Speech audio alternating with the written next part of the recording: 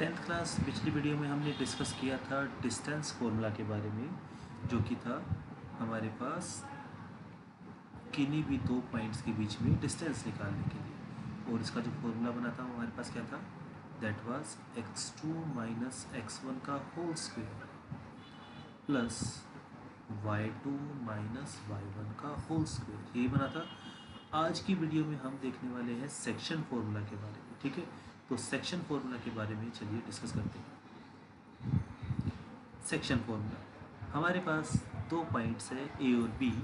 ए के coordinate x1 y1 है, B के कोऑर्डिनेट है हमारे पास x2 y2। ठीक है, और बीच में कहीं कोई पॉइंट है xy। ध्यान देने वाली बात है कि जो P है ये इसका मिड पॉइंट गिवन नहीं है।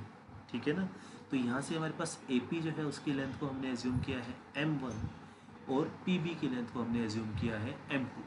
तो अगर आपसे कोई पूछे कि what is the value of AP ratio PB, तो our answer is m1 ratio m2। ठीक है ना, ये हमारा आंसर होगा। AP और PB की वैल्यू क्या आएगी रेशियोज की, m1 रेशियो m2। ठीक है, अब क्वेश्चन में क्या होगा, हमारे पास जो P पॉइंट है उसने AB लाइन के कितने सेक्शन बना दिए, कितने पार्ट्स कर दिए। आंसर है दो पार्ट्स करती है। तो इन दोनों पार्ट्स करने वाले जो P पॉइंट है, जो P पॉइंट है वो क्या AB लाइन पर लाई करेगा। आंसर है बिल्कुल करेगा, तभी तो इसके दो पार्ट कर पाएगा। तो आपको बताना है कि जो P पॉइंट AB पर लाई कर रहा है उसके कोऑर्डिनेट्स क्या होंगे, यानी कि आपको इस x और y की वैल्यू बतानी है। ठीक है, तो P के कोऑर्डिनेट्स आपको बताने हैं, ये जो हमारे पास है x और y, इसकी आपको वैल्यू बतानी है। अगर आपको x1 y1 x2 y2 given है तो, और लाइंस का रेशियो गिवन है तो इस P की वैल्यू क्या होगी। तो इसमें जो इसका x कोऑर्डिनेट है उसकी वैल्यू बनेगी m1 को x2 से मल्टीप्लाई करना है, m1 into x2 plus m2 into x1 divided by m1 plus m2। ठीक है, 1 को 2 के साथ, 2 को 1 के साथ, और नीचे रेशियो की वैल्यूज़ को आपको ऐड करके लिखना है। ठीक है, बुक में ये जो क्वेश्चन है, ये जो कॉन्सेप्ट है उसको समझाया गया है दो पार्ट्स m और n करके, कि पहला पार्ट है m, दूसरा पार्ट है n। m रेशियो n में बांटता है। ठीक है, लेकिन मुझे थोड़ा सा ये 1 और 2 का कॉन्सेप्ट इजी लगता है कि m1 x2 m2 x1, 1 और 2 आएंगे। अब यहाँ पे 2 आ चुका है तो 1 आएगा। सिमिलरली y का फॉर्मूला बताइए क्या होगा, इसी को ऑब्जर्व करके बताओ। तो ये फॉर्मूला क्या होगा, m1 y निकाल रहे तो y2 plus m2 y1 divided by m1 plus m2। तो ये हो जाएंगे P के कोऑर्डिनेट्स। क्या ये बात समझ में आई। ठीक है, तो this is the formula to find coordinates of P, the point which is dividing a line segment into two parts. ध्यान रखने वाली बात है कि टू इक्वल पार्ट्स नहीं कहा। अगर वो कहे two equal parts, in case if P is mid point, अगर P मिड पॉइंट है तो इससे हमें क्या शिक्षा मिली, इससे हमें शिक्षा मिली कि AP और PP दोनों इक्वल होंगे। तो इसका मतलब AP रेशियो PB कितना आएगा, 1:1। तो आप इसमें क्या करेंगे, इसी फॉर्मूला के अंदर अगर आप m1 की वैल्यू को 1 रख दो, m2 की वैल्यू को भी 1 रख दो, तो ये फॉर्मूला बनेगा x1 plus x2 divided by 2 and y बनेगा y1 plus y2 divided by 2। तो इसको शॉर्टकट की तरह भी याद रखा जा सकता है कि अगर दोनों पॉइंट सेम है तो हम सीधा दोनों पॉइंट्स का एवरेज ले लेते हैं x और y की वैल्यू निकालने के लिए। ठीक है, तो चलिए तो इसकी क्वेश्चन सॉल्व करके देखते हैं और फिर हमें इस कॉन्सेप्ट की थोड़ी सी और क्लियरिटी आएगी। तो क्वेश्चन आपके सामने है, हमारे पास एक लाइन सेगमेंट है जो बनी है A और B पॉइंट से। ठीक है, A पॉइंट जिसके कोऑर्डिनेट है -4, -3 और B जिसके कोऑर्डिनेट है 9, 7। इस लाइन सेगमेंट को, इस लाइन AB को एक पॉइंट है P जो दो पार्ट्स में डिवाइड कर रहा है, सच दैट कि जो उनका रेशियो बनता है वो बनता है 3:2। तो आपको बताना है कि पी के कोऑर्डिनेट्स क्या होंगे। अगर मैं इसका एक रफ डायग्राम सा बनाऊं तो हमारे पास इस तरह से एक लाइन है, इसमें ये जो पॉइंट है ये वाला है ए, जिसकी वैल्यू हमें दी हुई है +4, -3, और यहाँ पर जो पॉइंट है इसकी वैल्यू है, इसके कोऑर्डिनेट जो हमें दे रखे हैं वो दे रखा है 9, 7। हमें ये कहा गया है कि यहाँ पर कहीं पे P पॉइंट है सच दैट कि ये जो है ये इसको 3:2 में डिवाइड करता है। तो आपको बताना है कि P के कोऑर्डिनेट्स क्या होंगे। तो very simple, just apply the formula and you will get your answer. तो x की वैल्यू क्या होगी, m1 x2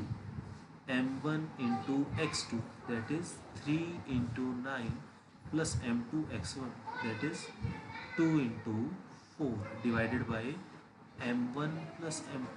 So this will be 9 3s are 27, 2 4 are 8, 3 plus 2 5.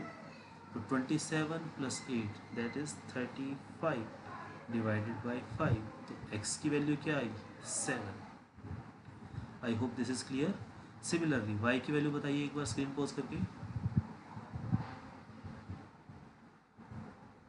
चलिए वैल्यू देखते हैं y की। तो फॉर्मूला क्या था, m1/2 3 × 7 plus -3 × 2 m1/2 plus m2/1 divided by m1 plus m2। y की वैल्यू क्या आई, 21 - 6/5 दैट इज 15/5 दैट इज 3। तो इसका मतलब जो p है उसके कोऑर्डिनेट्स क्या हुए, 7, 3। That's it, this is the concept. ठीक है, ये कॉन्सेप्ट है इस क्वेश्चन का, इस टॉपिक का।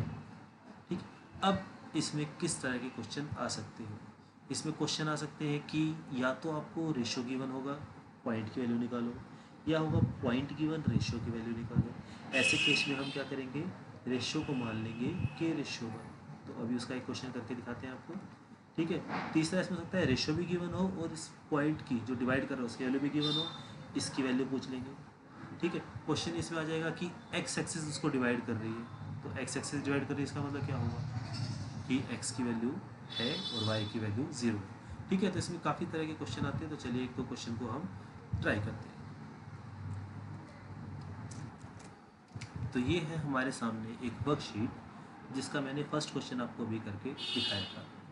ठीक है, कि ए और बी हमें गिवन है और रेशियो गिवन है 3:2। आपको बताना था कि उस पॉइंट की वैल्यू क्या होगी। ठीक है, तो क्वेश्चन नंबर 1 2 3 4 सेम है, वैल्यूज अलग है, सिमिलर है क्वेश्चंस। ठीक है, आप इन तीनों क्वेश्चंस को एक बार ट्राई कर सकते हैं। तो आप चाहें तो अभी स्क्रीन को 5 मिनट के लिए पॉज करके इसमें से एक का आंसर निकाल के देख लीजिए ताकि आपको कॉन्सेप्ट में क्लैरिटी आ जाए।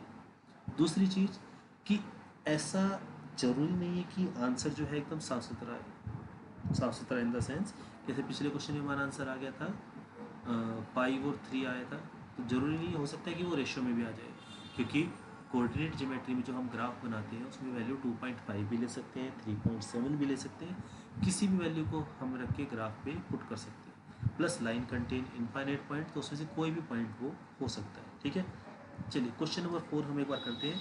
Find the coordinate of the mid point of the line segment joining these points. तो हमारे पास जो पॉइंट है वो है -5, 4 एंड 7, -8। आपको बताना है कि जो इसका मिड पॉइंट है उसके कोऑर्डिनेट्स आपको बताने हैं। ठीक है, तो हमारे पास इस तरह से एक लाइन है ए जिसकी वैल्यू है -5, 4, बी इसकी वैल्यू है 7, -8, और यहाँ पर कोई पॉइंट है पी जो इसका मिड पॉइंट है, यानी कि इसका रेशियो कितना होगा 1:1। तो मिड पॉइंट के लिए हमने डायरेक्ट शॉर्टकट सीखा था, x क्या होगा x1 + x2/2 -5 + 7/2 2/2 दैट इज 1।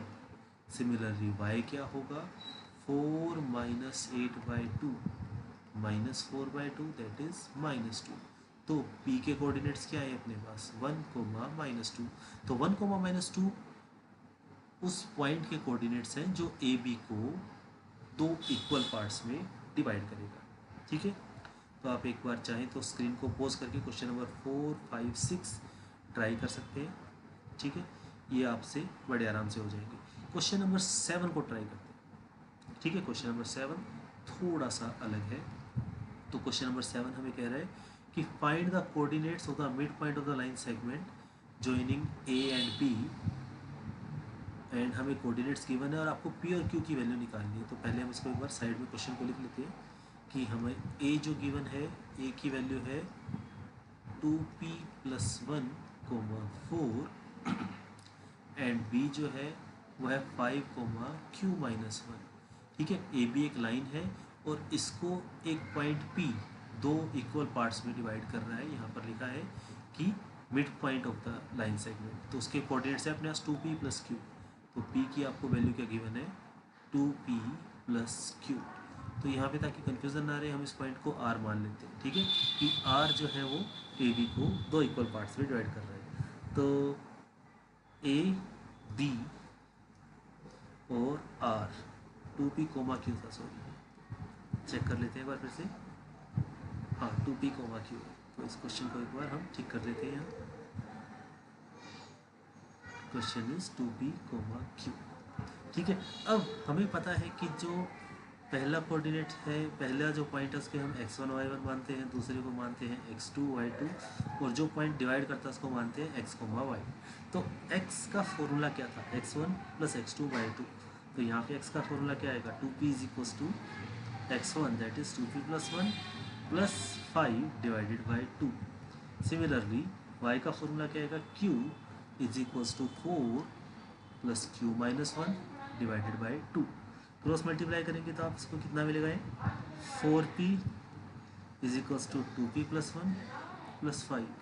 ये तो ट्रांसपोज होगा तो 4p - 2p, 2p बचेगा, 1 + 5 6 बचेगा। तो p की वैल्यू क्या आई, 6/2 दैट इज 3।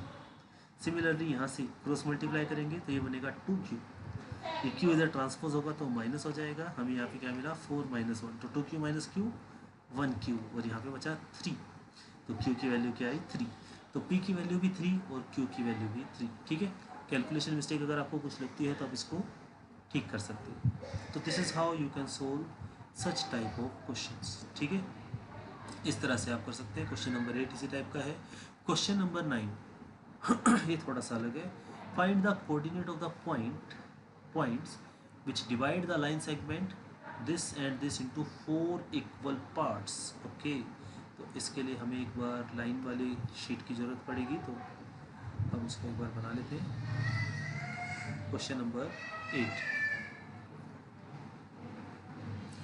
4 इक्वल पार्ट्स में डिवाइड करने वाले का हमें बताना है कि क्या रहेगा। ओके, ये हमारे पास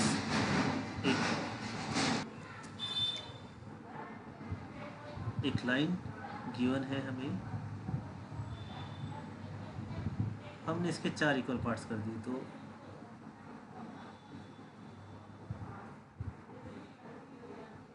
दिस इज अवर लाइन।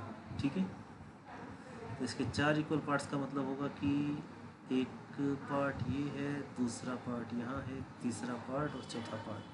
ठीक है, हमने इसके 4 पार्ट्स कर दिए। तो मान लेते हैं कि ये पॉइंट है ए, मान लेते हैं ये पॉइंट है बी। ठीक है, और इस पॉइंट का नाम देते हैं सी डी ई या पी क्यू आर, जो भी आपको सही लगे। This is P, this is Q, this is R. ठीक है, अब आपसे पूछा गया है कि आपको बताना है पी क्यू एंड आर के कोऑर्डिनेट्स क्या होंगे। तो पहले हम इसकी वैल्यूज लिख लेते हैं। इंटू 4 इक्वल पार्ट्स में है -2, 0 एंड 0, 8। तो ए के जो कोऑर्डिनेट्स दे रखे हैं हमें वो है -2, 0, और बी के जो कोऑर्डिनेट्स दे रखे हैं वो है 0, 8, 0, 8। ठीक है, क्वेश्चन है कि आपको पी क्यू एंड आर के कोऑर्डिनेट्स बताने हैं। तो इस क्वेश्चन को कैसे किया जाए, कितने इक्वल पार्ट्स, 4 इक्वल पार्ट्स। इसका मतलब A P = P Q = Q R = R B. ठीक है, अगर आप इसमें रेशियो निकालेंगे तो ए पी का रेशियो पी बी के साथ क्या आएगा।